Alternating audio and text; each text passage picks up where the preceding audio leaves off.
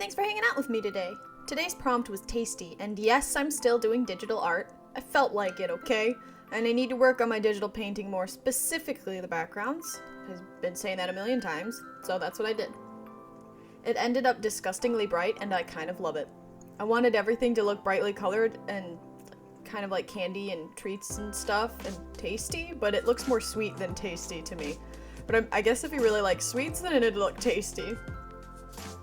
I think my next mission is focusing on rendering and tidying things up during my painting process, not just all at once at the end.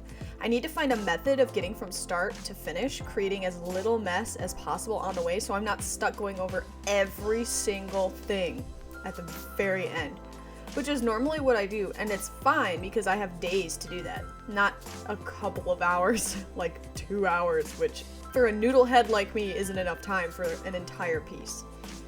And not just going over it, I mean like start to finish. So I suppose I'll have to add that to the category of studies, which I can only improve by doing, right? I know that creating multiple layers and clipping layers to them is helpful because it keeps you in the lines and everything.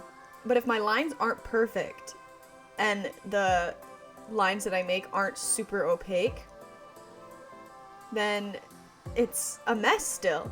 And if I try using line art and then filling the in between the lines with the paint bucket and then deleting the line art, there's always a blank and awkward space behind the line art, and it's messy again, and I guess I have to go through and fix it. It's like, So I think I already know of a way to fix it. I think I remember seeing it somewhere. I just can't remember it offhand. It has to do with the program settings or something and the fill stuff, but I don't know. It's different for every program. Anyways, this is my prompt for tasty. I was gonna do something simple like a cat and a can of wet food, but I always get these grand ideas and bite off more than I can chew. Scientific speciality. But if you have any questions, please feel free to ask. I don't really know what to say other than if you think of something cool, just do it. That's what I did.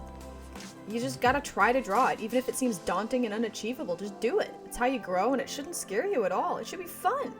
It's fun to learn new things. And if it doesn't come out the way you planned, that's awesome because it means you know what you need to focus on. And even if you don't really figure it out, like, something just isn't right, walk away, come back, like, I don't really know. Do another piece and then come back later and go, you know what, that's what it is. It's this specific thing. Which is perfect because you learned. It's all good. You got it. All of it. You made progress, and that should be celebrated. So go out there and start that crazy unachievable project. I believe in you. Oh, and use references because they're very helpful. Oh, I should mention again too, I had the same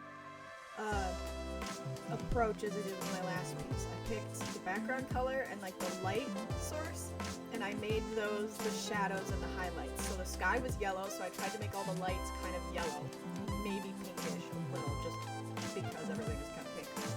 And then the ground was pink, so I tried to make the shadows pink to make everything fit into the piece. I don't know if it worked, but I did it again, and it seems to work okay. I'm sure there's more to it than that because light is complex. All color is light, so yeah. But I did that again, and it seems to be working fine. And then I have an obsession with the add glow with the airbrush. I just love throwing that on the edges of everything because it makes it so shiny, and it looks like light's going through it, and it looks really cool. But yeah, I can't get too excited about that. I can't get obsessed with it and use it too much because then it'll be a problem. But that's basically how I approached that piece and everything in it, and I made some of the candy kind of look see-through, and like a strawberry in the background looks unintentionally see-through, and I really love it. And I'm like, I'm leaving it because it's cool. Should it be that way? I don't know. I like it.